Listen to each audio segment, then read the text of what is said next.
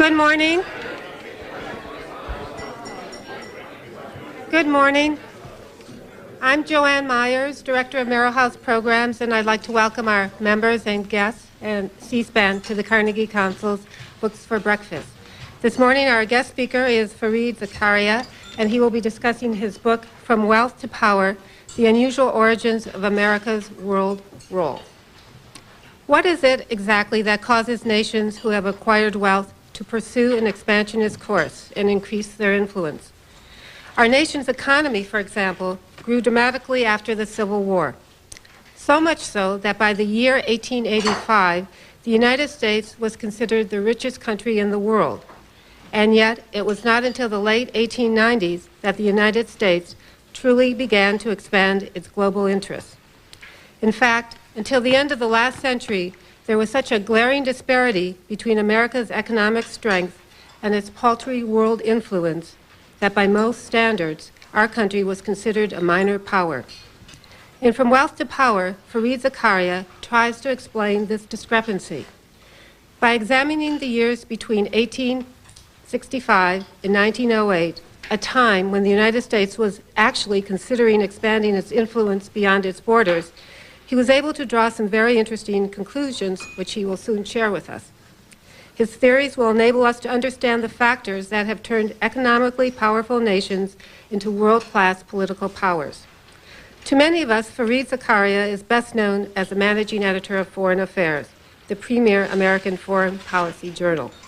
He is also a contributing editor to Newsweek and has been an adjunct professor at Columbia University. He has written for various publications, including the New York Times, the Times Literary Supplement, International Security, and Slate. He is also the co-editor of The American Encounter, The United States and the Making of the Modern World. Won't you please join me in giving a very warm welcome to our guests this morning?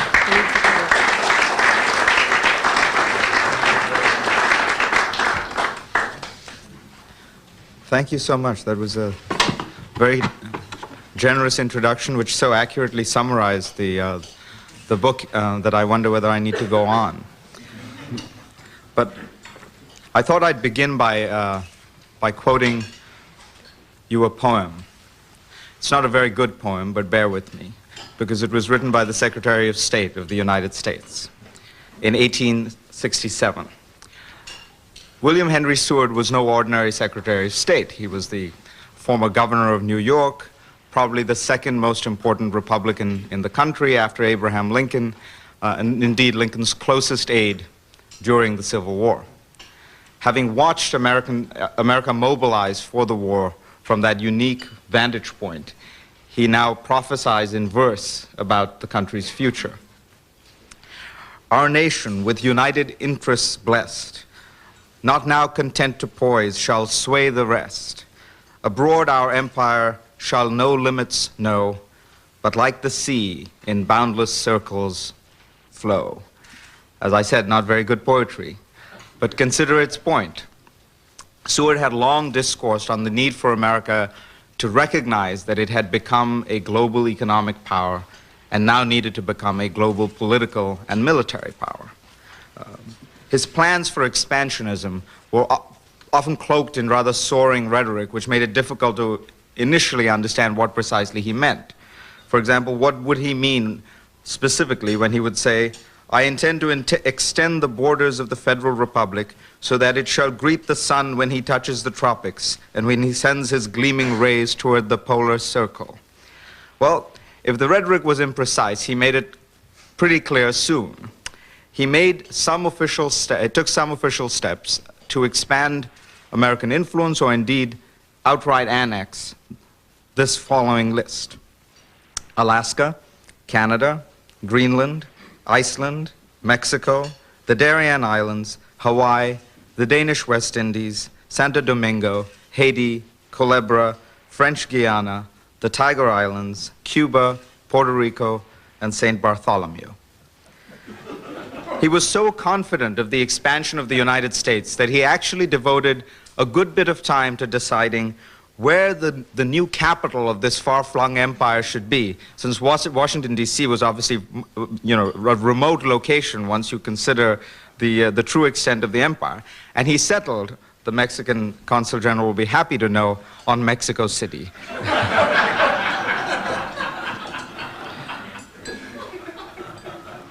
In some ways, Washington, D.C. and Mexico City do indeed have many parallels. Of course, nothing like this happens during Seward's tenure. His empire aside, his dream of a mighty United States with interests around the world was to remain just that, a dream, until it was partially fulfilled 3 decades later in the 1890s and wholly consummated only 90 years after the conclusion of the American Civil War. The book I've written asks why. Why was the United States' rise to power so delayed and so halting? And what does it tell us about the rise of great powers and about America? The topic is one that is not simply theoretical, of course, because there is nothing as regular and disruptive in international life as the rise of a great power. Great powers are like divas. They enter and exit the world stage to great tumult. If you think about the discussions that took place around 1990, when Germany was unifying, a famous British politician said, if Germany were to use political power commensurate with its economic might, Europe will be thrown into chaos. Indeed, across the world, you look at Japan, and there is a whole cottage industry of experts who have been prophesying that one day Japan will cast off its role as simply a rich civilian power and become much more than that. And indeed, the rise of China is so troubling in some ways precisely because it is such a thoroughly traditional great power in that it is expanding its material power and its influence, its interests, if you will, in tandem. Now, it is, of course, a truism that in the long run, wealthy nations become great powers.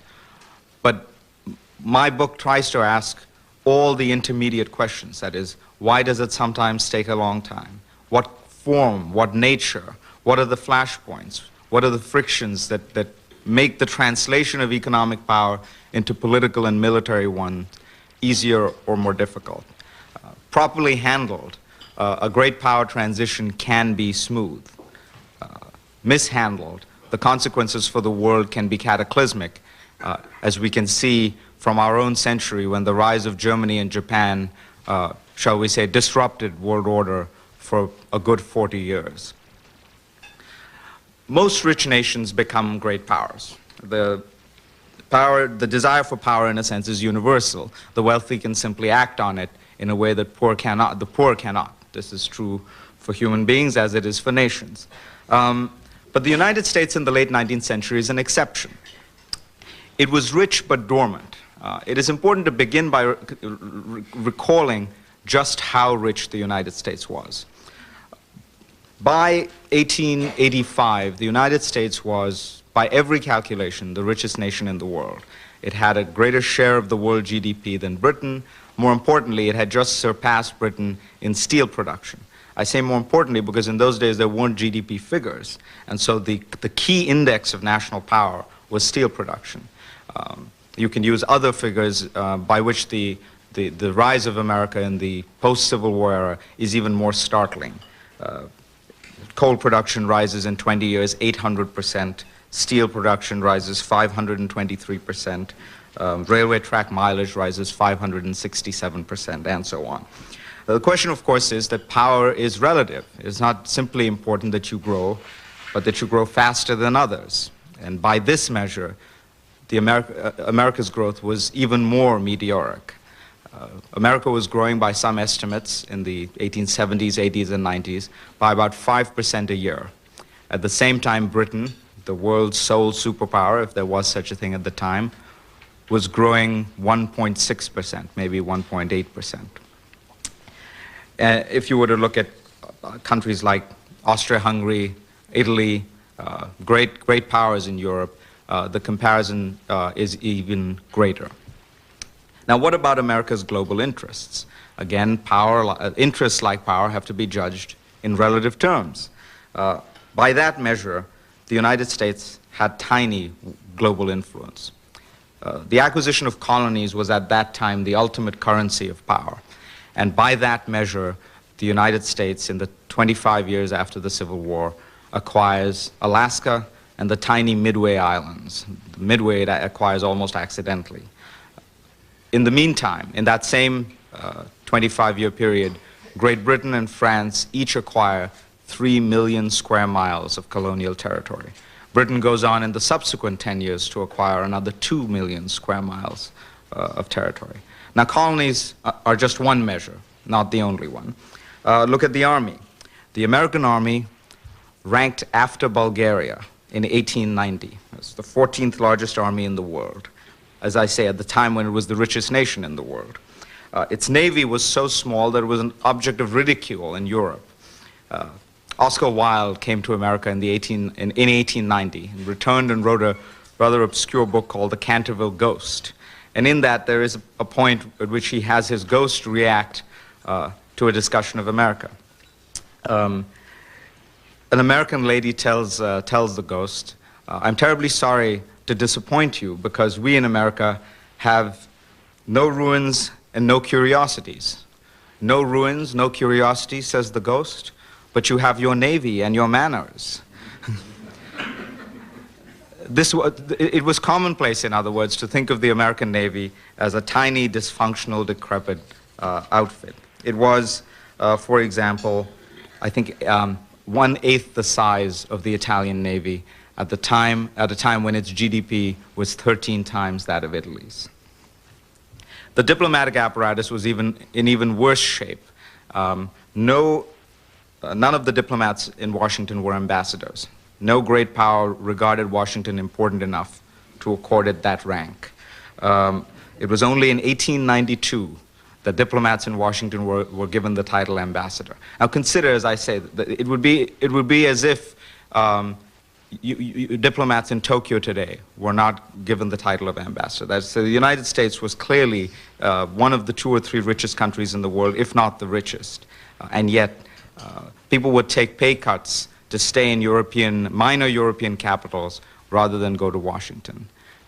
The Sultan of Turkey, at one point in 1885, decides to pare down his diplomatic corps, and so he eliminates his mission to Belgium and the United States.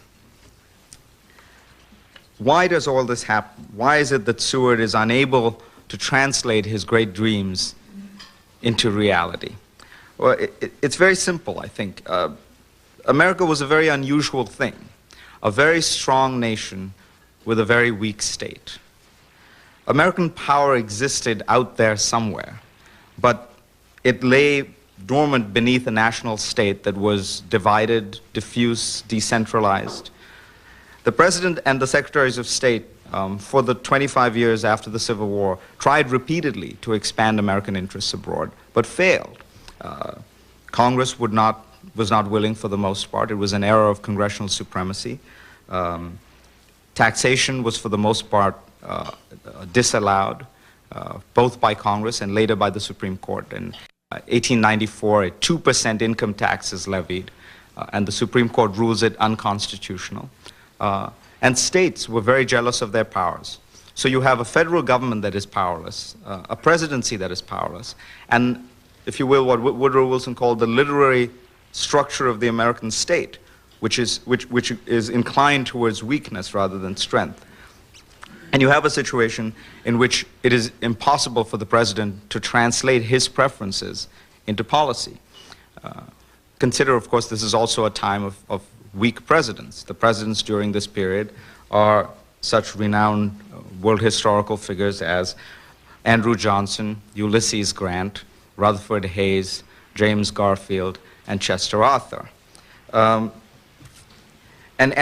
it is worth recalling that this era of congressional and presidential struggle begins with Andrew Johnson being, the Congress voting to impeach Andrew Johnson because he dared to fire his Secretary of War without congressional approval.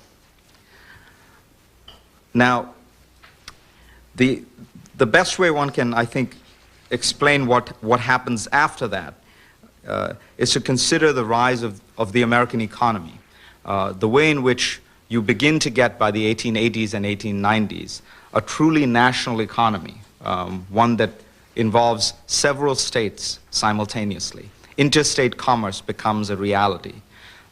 And in order to to begin to deal with this reality, you begin to need an interstate regulatory system.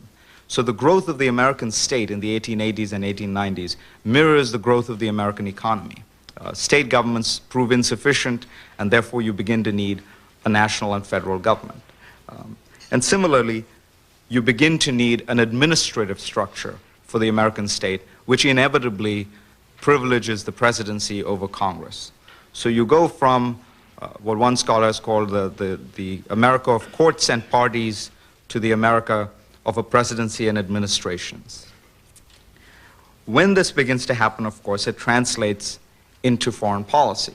That is, you now have a more unified, coherent, decisive American state at the center. You have strong presidents, and you begin to see a more active foreign policy.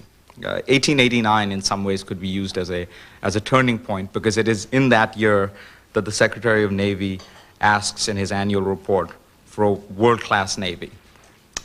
60 cruisers, 20 battleships, 20 coastal monitors, which would turn America into a great naval power. And indeed, this does happen. You then have, of course, a series of events in the 1890s that consummate these new activist tendencies. Consider, for example, just one of them, which is Cuba. It is often asked by historians why the United States expands into Cuba, takes on the Spanish-American War in 1898. The more interesting question, in a way, is why it hadn't happened earlier. There had been several crises and civil wars in Cuba in the 1860s, in the 1870s, and each time there was a fair degree of public sentiment in favor of an American move into Cuba. The Spanish were regarded as this decrepit, autocratic empire that needed to be thrown out of the Western Hemisphere. In 1873, a very famous event, the Virginius Affair, takes place, in which the Spanish seize a boat with an American flag and execute 30 or 40 of the people on board, many of whom were American citizens. If you think of it, a much more devastating incident than the Maine, but nothing happens. By the 1890s, however, you have a strong, unified executive branch which is thinking in these kinds of more expansive terms, and thus, when crisis begins to take place in 1897, there is an immediate leadership role, if you will, that the presidency takes on, and then, of course, you have the events of 1898. Now, the Spanish-American War, again, is more significant in some ways for what happens after than what happens before. Because, of course, after the war, you have the expansion into Hawaii, Cuba, Puerto Rico, Guam, the Wake Islands, the Philippines, and Samoa. This is the truly interesting test of my theory. That is to say, it isn't simply reacting to an incident, but then taking advantage of the change in power, perceived and real, that the United States gains in 1898 to act on long-planned events. In a way, Seward's dreams begin to be fulfilled after the Spanish-American War. And then, of course, you have Theodore Roosevelt, who is in some ways the second coming of William Henry Seward, a man who had exactly the same ideas, but this time presided over a very different American state and a very different presidency. Consider the fact, for example, that Seward tried several annexation projects, which the Senate turned down, Santo Domingo being the most important. And contrast that with the way in which TR dealt with the Panama Canal. Panama was not popular in Congress, the annexation of Panama, or the acquisition of the canal, I should say. And so Roosevelt just did it.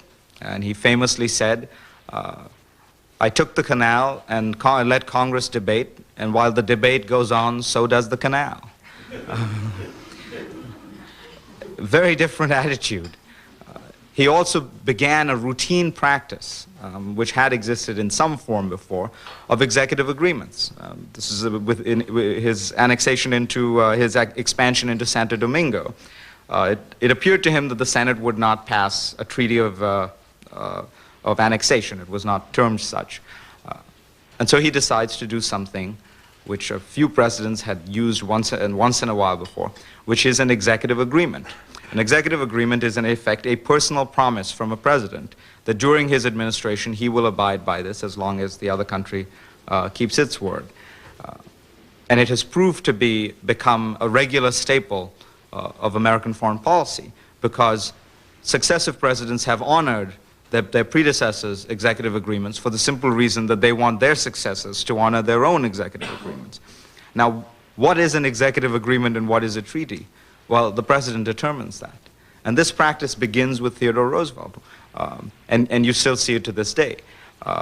The bailout of Mexico was deemed too difficult to take through Congress, and therefore the president in effect used an executive agreement between the Mexican government and the president. It was not a subject that was not taken to Congress because it was deemed unimportant. Indeed, we're talking about $40 or $50 billion. It was taken, Congress was bypassed precisely because the president knew what would happen if it were taken to Congress.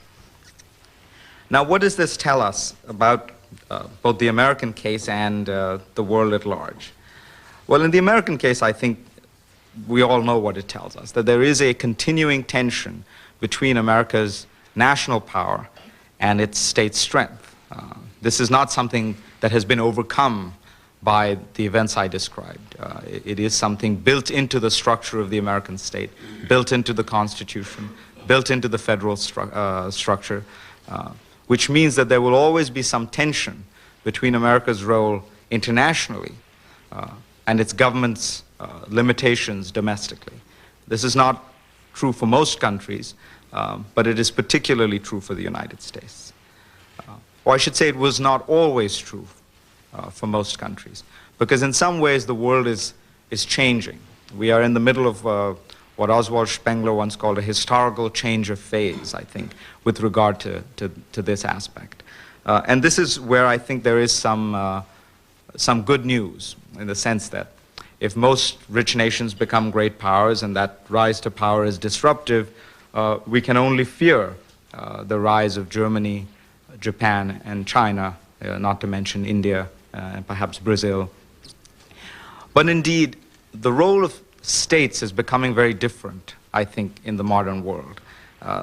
The old state, the state that needed these enormous powers of coercion and taxation, was a state built in the 16th, 17th, and 18th centuries for particular purposes, to smash feudalism, to modernize the economy, to modernize politics. It had to have immense powers because it was trying to if you will, enact immense changes within society. Well, that world is gone, and the world we face now is one in which it is not clear that you need such powerful, dramatically equipped states. In some senses, the American state, which is of course an odd medieval state that was exported by Britain to America in the 16th and 17th centuries, may prove to be the state structure of the future. Why do I say that? Well, look at Europe. The state in Europe has been ceding ground, both above to the European Union, the European Commission, various international agencies, and also below to regional governments. Simultaneously, you see various constitutions being written in ways that enfeeble the state, check and balance state powers in a very American sense, if you will. If you look at Japan, it has on the one hand its constitution, which limits its international appetites, desires, translation of economic power to military power. And at the same time, it is enmeshed in a whole web of international agreements, treaties, arrangements. And even China, the most traditional, as I say, great power, the most old-fashioned, if you will, is a country that has significant tension between its central state in Beijing and its regional authorities. And increasingly, the central state has entered into exactly the kinds of international agreements that would limit its power. Take, for example, its desire to enter the WTO. So in all this, I see a hopeful sign. That is that because states get enmeshed both domestically and internationally, they get enfeebled and weakened, which makes the translation of economic power into military power a slower process. And therefore, the rise of great powers in the future may well begin to look like America's was. And so I would end by saying that in an odd way, what we should hope is that the world's future will resemble America's past. Thank you. Absolutely.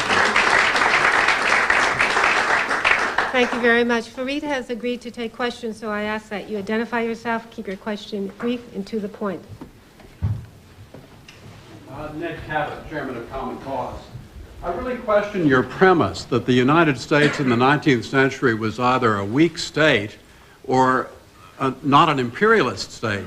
You might want to look at the revenue generated by protectionist tariffs, which in the late 19th century was so great that the protectionists, to protect high tariffs, were supporters of veterans' pensions, because that was the only way they could figure out of spending the money. If they had wanted to build an army with that revenue, and there'd been the public desire to do it, the money was available. But more fundamentally, it seems to me, your view of our imperialism is very European. If you don't think we were imperialists in the 19th century, ask Mexico. We were staggeringly imperialistic. I don't know how many square miles is represented by what we succeeded in developing as states of the United States.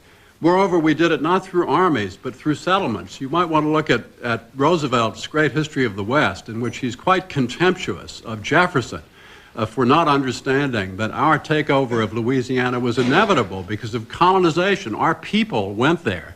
Armies were always small. They were insignificant. In other words, weren't we imperialists in an American sense? Didn't we reinvent for our own purposes the idea of imperialism? And aren't we today an imperialist power in a cultural sense, far more than a military or economic sense? I just think your premises are highly questionable. Well, two very good questions. On the first one, you are indeed right that the American state was throwing up great revenues by the 1880s.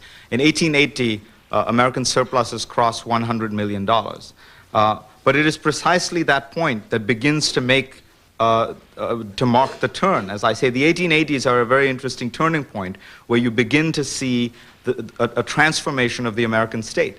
And in 1889, when Benjamin Tracy, the Secretary of Navy, suggests the creation of a new Navy, he points to precisely the surpluses you were talking to and says, we will not need to have any new taxes, we will not need to extract more resources from the country, we can do it with what we have.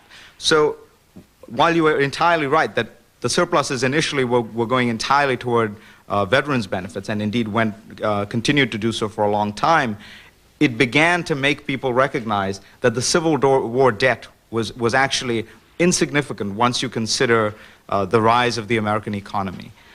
On your second point, again, you're right, but we really have no debate, because my point is that the United States was expansionist from its founding till really 1853, if you will, and then goes through this long period of dormancy. And my question is why?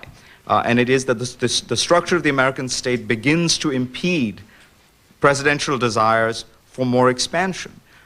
It is worth pointing out that in 1853, nobody thought that America had reached the extent of its geographical acquisitions. I mean, there were no natural boundaries at that point. Most people thought some part of Canada would be ceded at some point. Most people thought Cuba would fall, in John Adams' phrase, like a ripe apple into the American orchard. So it seems to me that the really interesting question is why, given what you very rightly point out, which was a history of territorial acquisition, nothing happens after that for 35 years when the American economy is booming in a way that it never had been booming before. It is precisely the attempt to explain that period of non-expansion that I focus on. It's easy to explain why rich nations expand, because most of them do most of the time. The more difficult question is, when they don't, what explains that unusual behavior? Planning and Development Team. From the 1850s to the 1890s, are there some significant American businessmen that are important in individual countries in which they're involved, and back here in terms of trying to create influence? in the economic and international sense. Right. Well, I mean, there's a huge debate among historians about the role of business in promoting expansionism or not. My own view is that businessmen, like most groups in society, were quite divided. I mean, there were people, for example, who had sugar interests in Hawaii, who wanted the annexation of Hawaii. There were obviously those who had no such interests, who thought this would be a time-consuming and costly move. Similarly for Cuba. The most interesting case, in a way, is the Spanish-American War, in which I think the bulk of evidence shows that Wall Street was actually opposed to the war, primarily because they thought it would be disruptive, it would bring instability. This was a difficult time in the American economy in some ways. And so my own sense is, while there were individual businessmen and business interests that had specific holdings in many of these areas, by and large, it's very difficult to make a generalization about American business. Larry Bridwell, Pace University. In view of what you've said, what would be your forecast for what will happen in the 21st century in terms of dealing with the challenges of the developing world, and in particular, what would you forecast for the United Nations? Well, with regard to the United States, I would say that nothing is unmixed in this world. There are good sides and bad sides to these tendencies that I've described. I think that there is a very healthy lack of a kind of imperial aspiration by the American government. Now, I fully recognize the United States dominates the world like no country has in some senses, and certainly no country since Britain at its peak has. And that American culture is omnipresent around the world, and that Washington is the capital, the political capital of the world.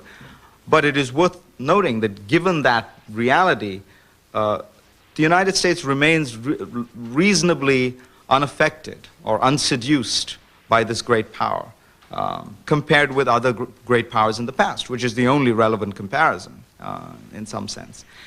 And so I think that is healthy, and part of that has to do with the limitations placed on the American state. And Congress doesn't get, at one point in the late 19th century, a congressman says, wait a minute, you're asking about some annexation project, and he says, you're asking me to tax my constituents so that you can appoint a military governor and wave a flag in some island in the Caribbean.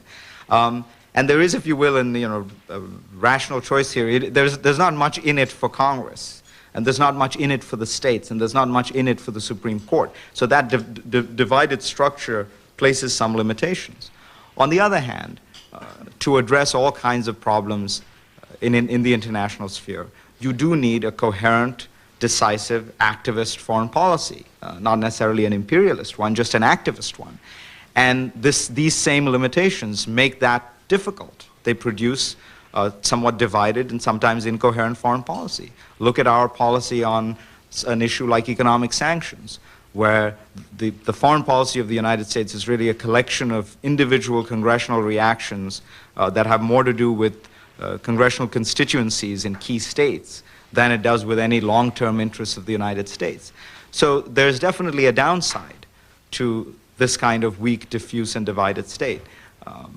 With regard to the United Nations, I think if the implication of your question is, will some of these powers be ceded to the United Nations? I myself do not think so. I think the United Nations is a very troubled organization that does not have the legitimacy or the ability in some ways to have states defer to it, except in the sense of being a kind of coordinating body, which it is and will continue to be, though increasingly it will become more difficult to do that, given that the second and third richest countries in the world are not members of the Security Council. And as long as you have that rather odd configuration of power in the Security Council, it will be increasingly difficult to actually use it as a coordinating body for global problem solving. Dan Rose, to what extent will economic globalization in our era change the nature of the game? Yesterday afternoon, the president of Lukoil, the largest Russian mineral company, was making the point that he's trying to get his own colleagues to think of themselves as a multinational corporation, not a Russian oil company. And they actually showed sketches and so forth of his plans to sell gasoline retail locally in America. When Russia's biggest oil company, the most successful and largest corporation in the country, no longer thinks of itself as a Russian company, but as a multinational, there must be interesting ramifications to that. A splendid question. I mean, it's exactly the new world I'm talking about. That is a world in which states are constrained by all kinds of factors. Multinational corporations, non-governmental organizations, which increasingly conduct, if you will, their own foreign policy. International organizations like the IMF, the World Bank, but all kinds of regulatory bodies whose names one rarely hears of. And state governments. I mean, at this point, it is worth, you study carefully the policies or the activities of the governor of California, Texas, and New York, and you will discover that they are, in those three cases, those states are conducting their own foreign policies in some sense. Now, all this constrains the central state. In a way, it is a return to a kind of pre-Napoleonic state. That is, we forget that this is what the state looked like for most of human history.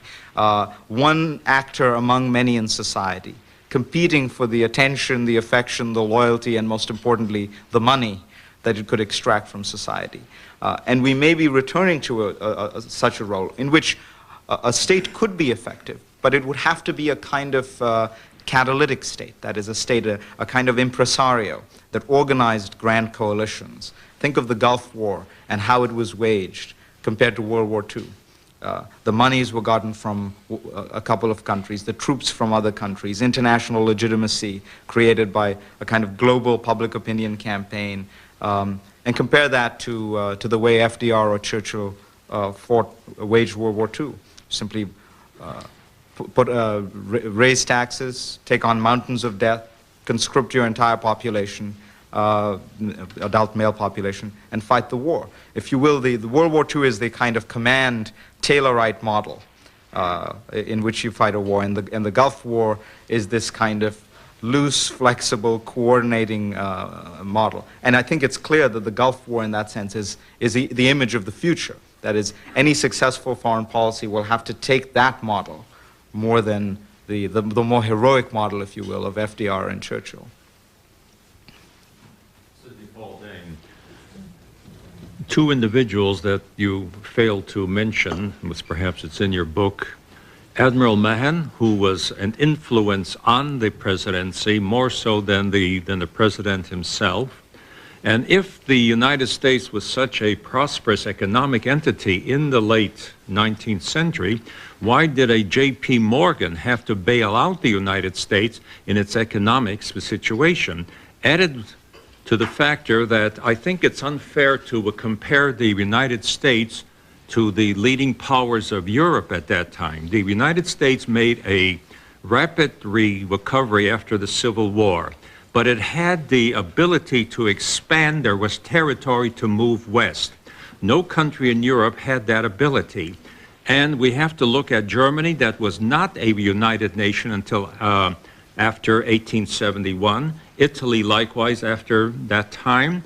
England's power and its economic power was channeled to the colonies. France went through its desperate situation with Napoleon III.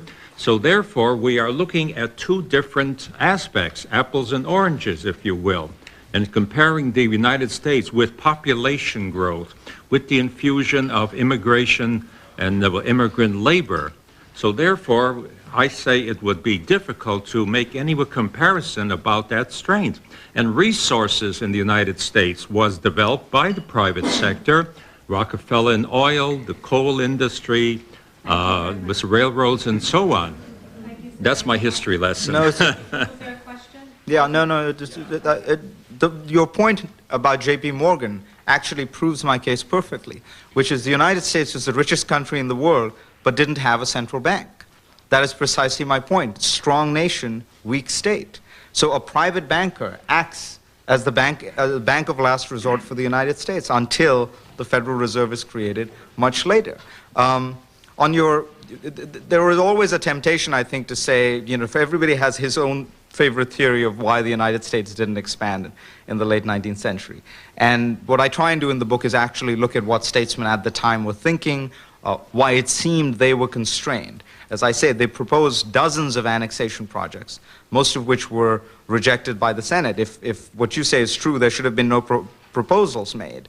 But indeed, there were constant proposals made. Now, the issue of land, for example, you know, didn't the United States have lots of land and therefore, you know, couldn't it expand? Well, you know, the Duchy of Muscovy was a tiny province in the 15th century, and it continued to expand and expand and expand. In that case, the more land it got, the more land it wanted. So it's not clear what exactly the availability of fallow land has on the mentality of the capital conquering it. The rise of Germany is actually a perfect comparison. The United States and Germany unify in some sense as nations after the Civil War for America in 1866 for Germany, and have the spectacular economic takeoff. The Germans have a fairly strong state. The Americans have a fairly weak one. I think it would be fair to say that the German foreign policy is considerably more activist than American foreign policy for the succeeding 35 years. My name is Danilo Pirk. I'm the permanent representative of Slovenia to the United Nations. I would like to come to your point on legitimacy. When you describe the Gulf War coalition as something based on an ad hoc legitimacy, and then on another point you said that UN is an organization with difficulties with respect to legitimacy. I don't think that this is entirely coherent, because the legitimacy of Gulf War coalition was based on the United Nations Charter, was based on the assumption that an aggression against a member state of the United Nations must be punished. It was on that basis that the legitimacy of the coalition was created and the effective response was managed. So I wonder whether you can elaborate on these issues of legitimacy, because I think that they would be important in a more disorganized world for the future. It's a very important question, is how do you gain legitimacy for global foreign policy projects, for multilateral actions? Obviously, I think it helps to have some kind of global umbrella that in effect blesses it. It reminds me in some ways of the late Middle Ages. Whenever any prince wanted to do something, he had to go to Rome and get the Pope to bless it. The equivalent of Rome today is Atlanta, Georgia. You have to go to CNN and make your case to the world. If you think about the Gulf War, the last meeting that takes place in Geneva, where Baker gives Tariq Aziz, the foreign minister of Iraq, an ultimatum, a letter with conditions saying we won't go to war if you do X, Y, and Z. Well, in Baker's memoirs, he now reveals that America's greatest concern was that Aziz would actually accept these conditions. So in effect, this entire event from the American point of view was a stage-managed act of public diplomacy to show that it was making efforts diplomatically and that the Iraqis were not accepting them. And didn't this mean we had made the last effort and it was now okay to go to war? By that, I guess the way I'm getting to your question is I think that there's a broader issue involved, which is there a violation of some kind of clear international standard, like the invasion of a foreign country? Can you make your case persuasively in this kind of global public forum? I don't know if the United Nations simply as an organization possesses enough legitimacy that if these other criteria were not met and the UN were to bless something, people would say, oh, that's all right, the UN has blessed it. I think you know that in this country, it will probably have the opposite effect.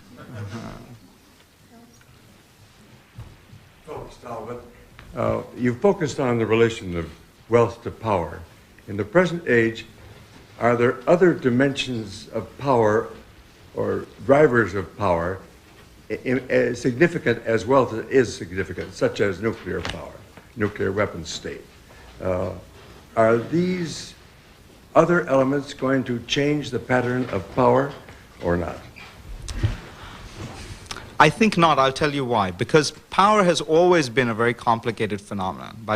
It has always been true that power has not simply meant material power. For the most, first of all, as I try to emphasize, it means the the capacities of your state, of your political system, to use this power in an ingenious way. So that, for example, Singapore punches above its weight in the international arena, partly because it is organized, coherent, knows what it wants. France, in some ways, has always been able to do this for the same reason. I always remember as a school child learning in India that in 1750, the GDP of Great Britain and India were roughly the same. That is to say, what made it possible for Britain to colonize India was not that it was a stronger nation versus a weaker nation, but that it was a stronger state, more organized, militarily capable, etc. So that distinction, I think, will remain very important.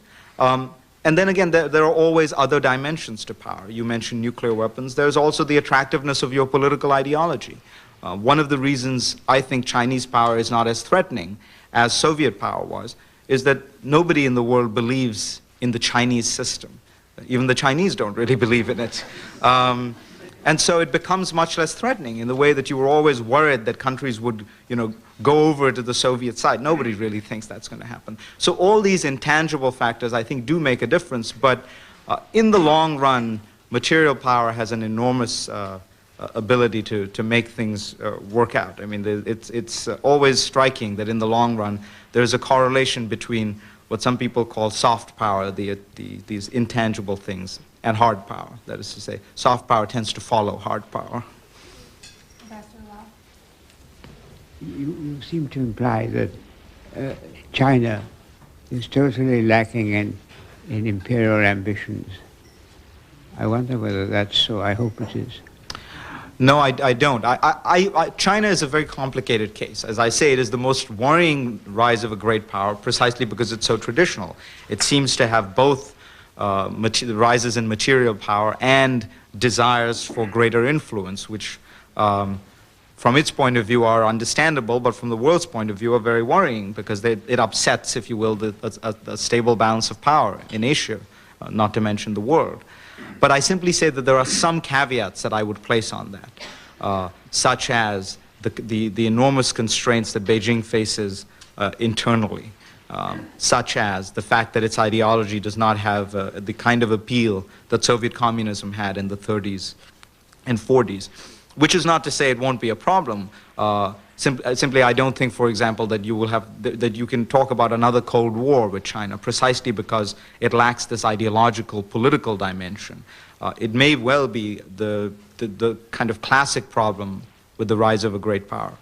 It rises, it wants its place in the sun. This becomes difficult to do while accommodating other countries, and that creates a kind of untenable situation which leads to political conflict. I'm actually most worried about China, about the rise of China, but I simply say that there are some hopeful signs that one shouldn't neglect to focus on.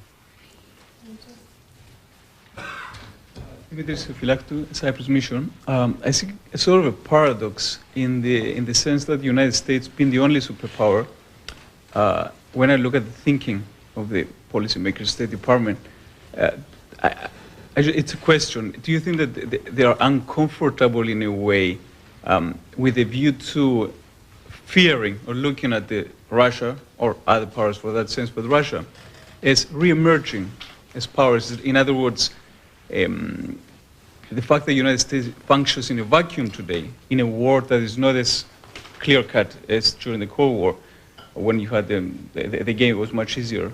Now, is this fear, how does it explain American foreign policy and power for that matter, in terms of the fears expressed in many ways implicitly by the State Department, looking at Russia, Iraq, the same old enemies as the only ones today re-emerging?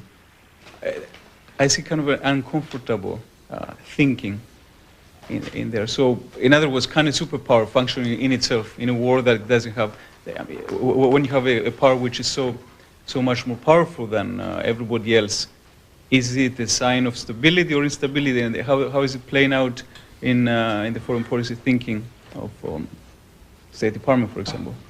Well, there's no question that the Cold War was a great disciplining factor. It made it much easier to think about foreign policy because, in effect, whatever the Soviet Union was for, you were against, and whatever it was against, you were for. So it's a time that requires a much more creative, activist foreign policy. I hate the word proactive, but a foreign policy that is not simply reactive. But I'm not so sure I would agree with you that the United States is guilty of a kind of reversion to Cold War thinking. I mean, after all, the United States has been, with Germany, the principal country helping Russia.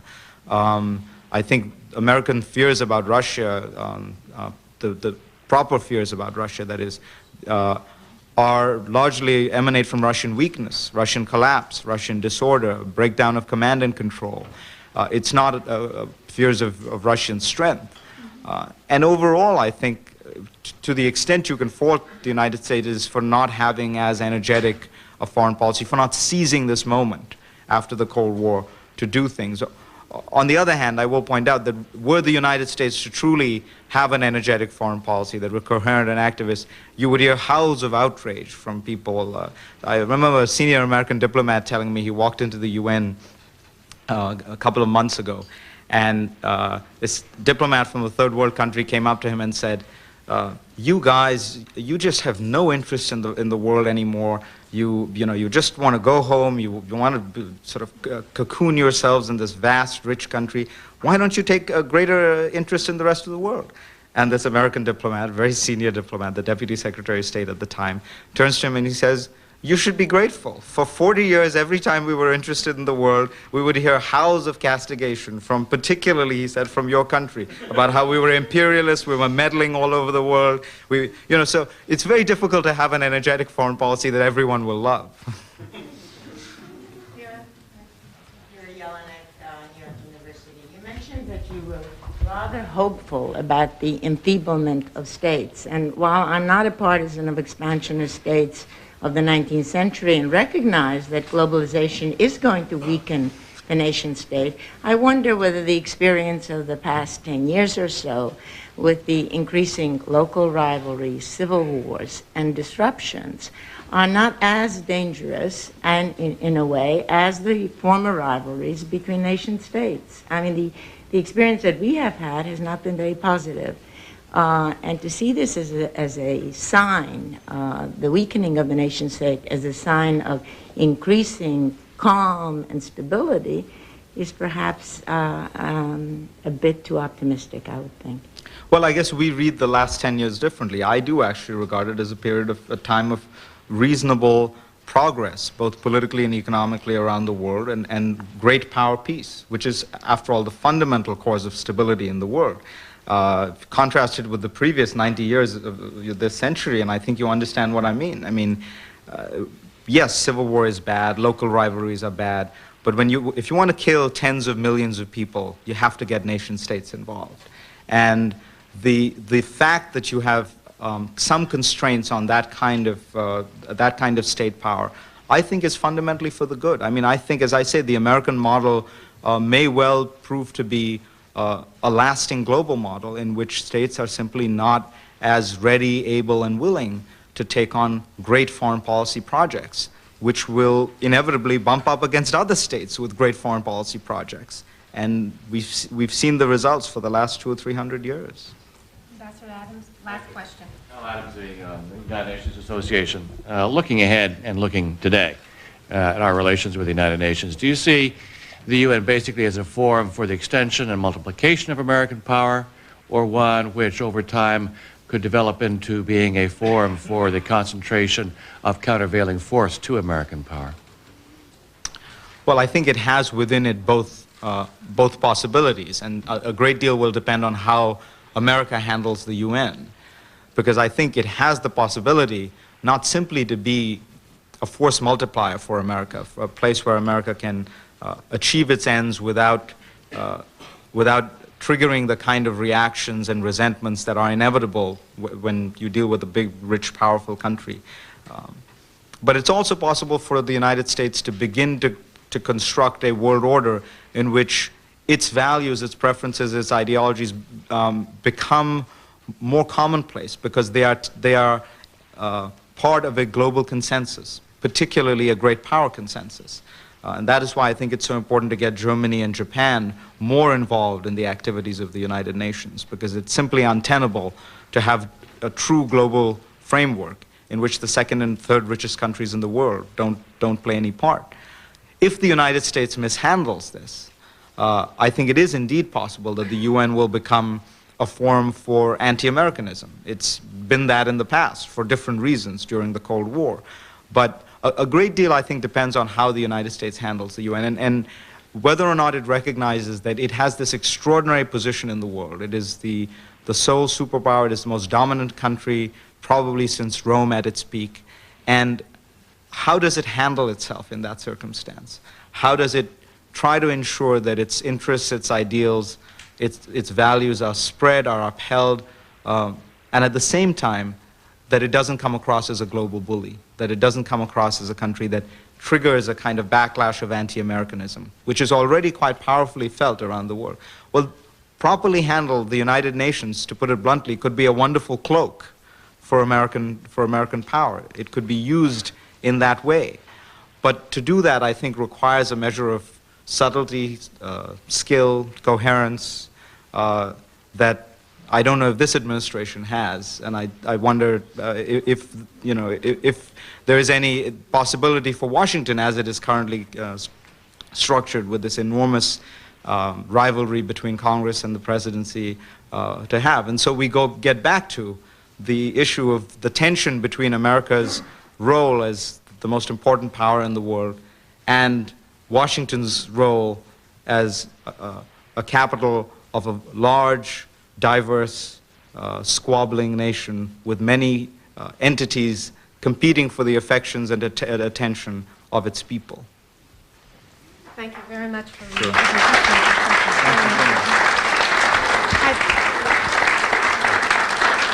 I'd like to invite you to buy Fareed's book, which we will be selling on the platform.